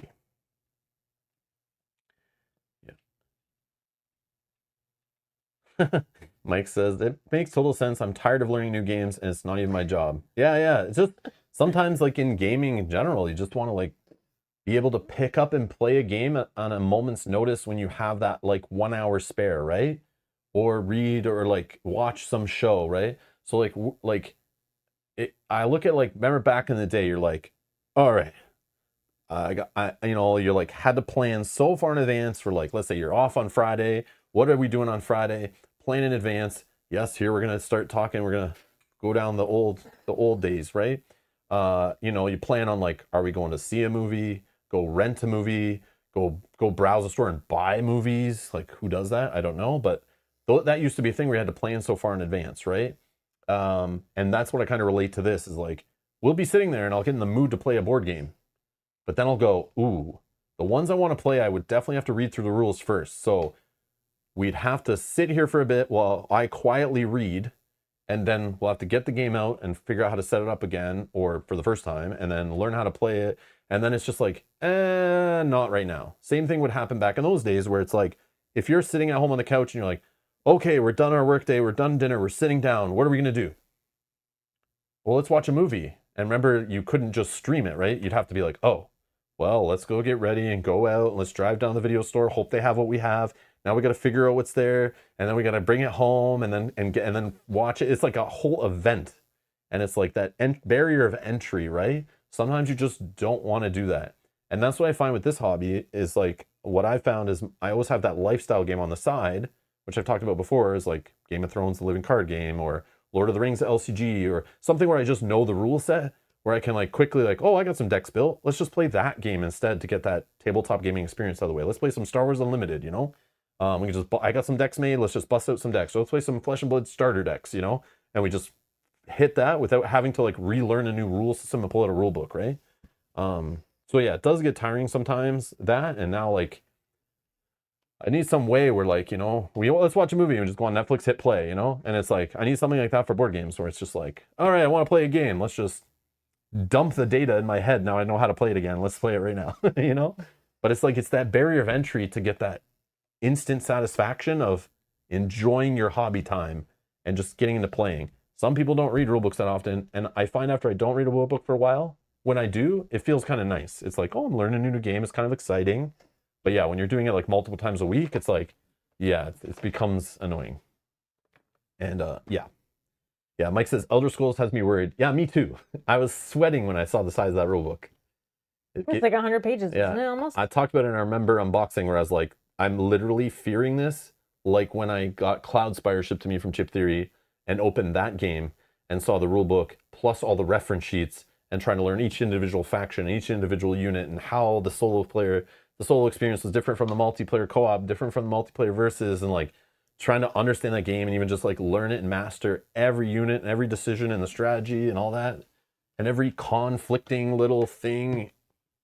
It was very stressful, and make sure I had to know it for stream was stressful. I'm looking at Elder Scrolls and it bringing me right back to that Cloudspire fear I had, where it's like the stress. And a lot of games don't do that to me anymore. Yeah, I remember Burn Cycle was a little bit, but yeah, not many games I get and I'm like, oh my God. You know what did that to us too? War of the Ring. Oh yeah. That was another one where I looked at that rule book, and that's because that rules system and book is like, I don't know who wrote that and how they were thinking about relaying that game, how it works. But that game is a monster in itself. So yeah, like I wouldn't want to take on that job either of trying to make a rule book out of that.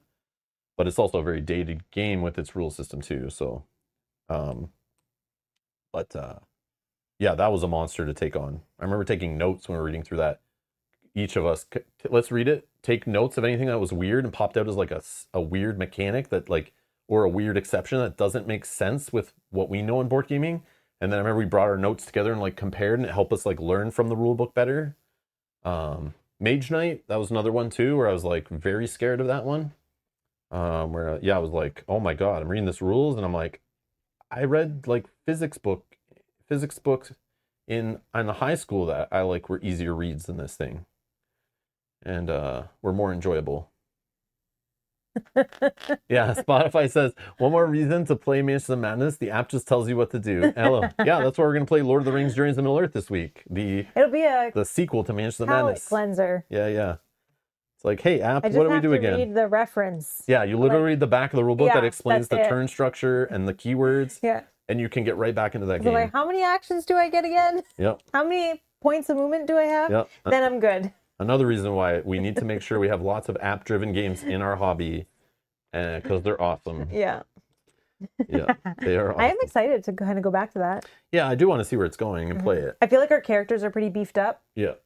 It just sucks to come back from Gen Con with new games. Also had games we got just before Gen Con, and still I want to play them with Kyle too, like 3-player. Like I want to play more players and stream them. Like we can play more players off stream easy. It's like playing on stream with more players. That we only have that 1 week slot where we can fit that in usually. So I know we have other people locally that have expressed interest from our Star Wars Unlimited group that are like, we'll play on stream, we'll play board games with you. I just need to figure out when to line that up or how that's going to work. But yeah, just you get in a rhythm. I don't know, it's tough. But yeah, that's maybe the next step.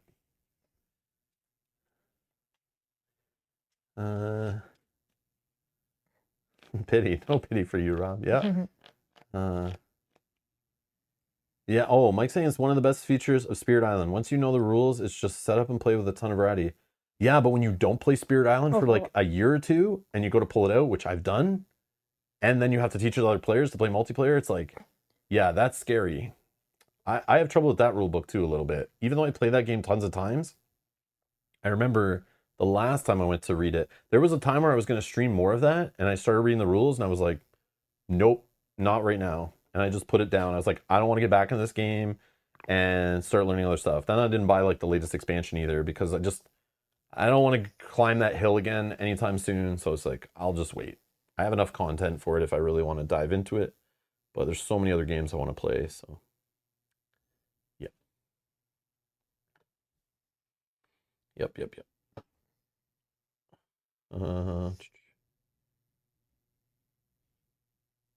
Yeah, I mean, the most important thing is to enjoy the games you play. Also, new board games tend to have many mechanics that are also confusing at times. Yeah, until you like play things a couple times. Yeah.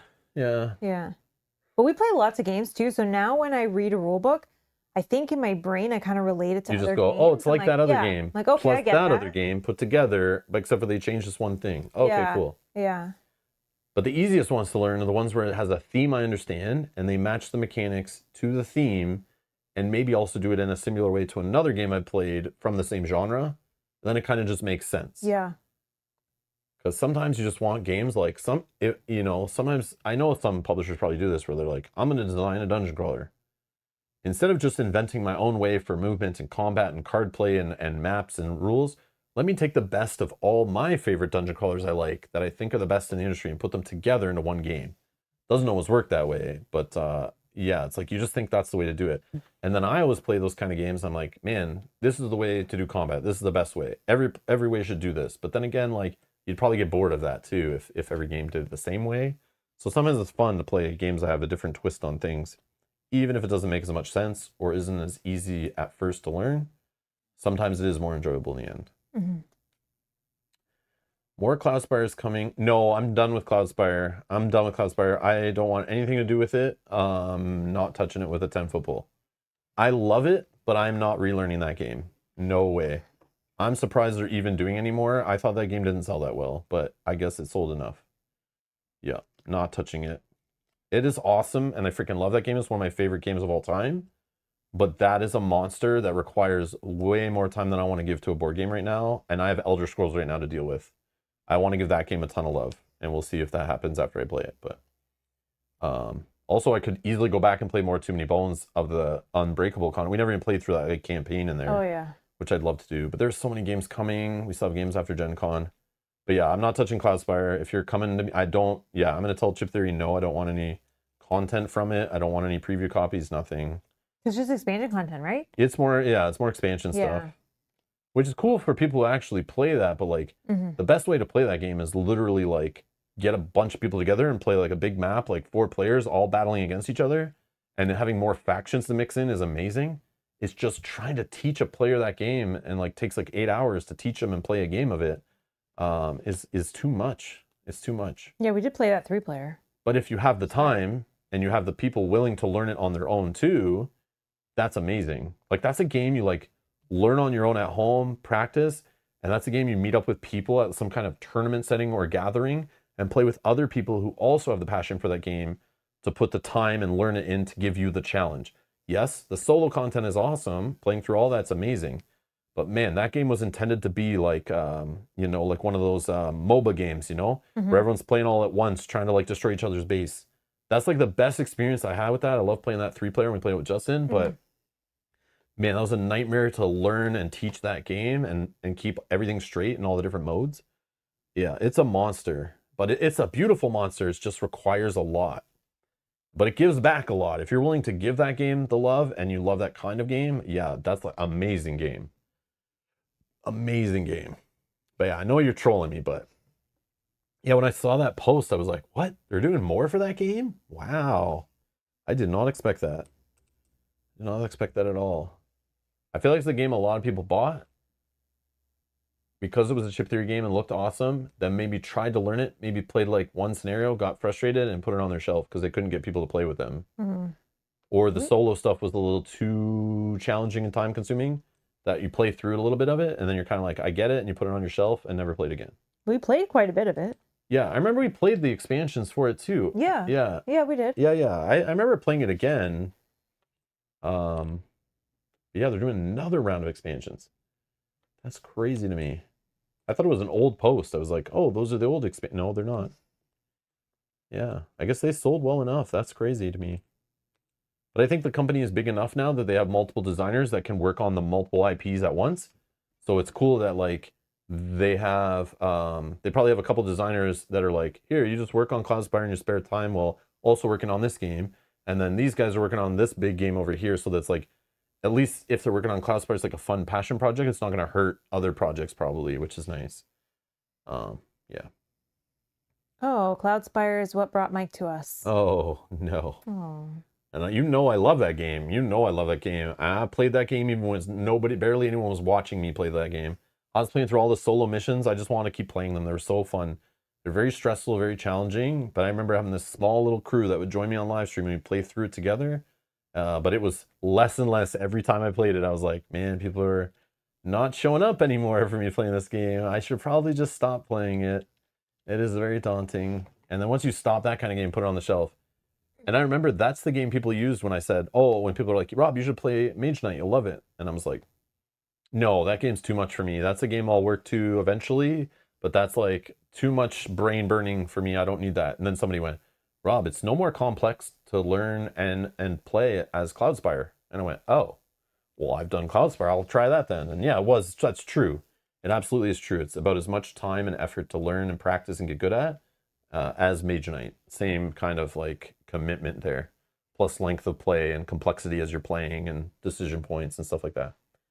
So yeah, if you played Mage Knight, you can handle Cloudspire. If you handle Cloudspire, you can handle Mage Knight. I know from experience. So yeah. Anyways, that has nothing to do with Mandalorian Adventures, but most people would have left by now anyway who are watching this later. But yeah, that's going to be it for us. We're going to get out of here. Thank you all for watching. Thanks for enjoying this playthrough series. There might be more episodes. We'll see. If there are, if you're watching this much later, check the playlist down below. Find the other episodes. If there are more, I'll make sure to put them in the same playlist, which I've linked down below in the video description. Thank you, everyone, for joining the channel. Clicking the join button down below and supporting us. And anything else? I don't know. Nope, I think that's great. All right, everyone, enjoy the rest of your evening. For watching this later, enjoy the rest of your day. And thanks for watching. We'll see you in the next live stream. Bye. Bye-bye.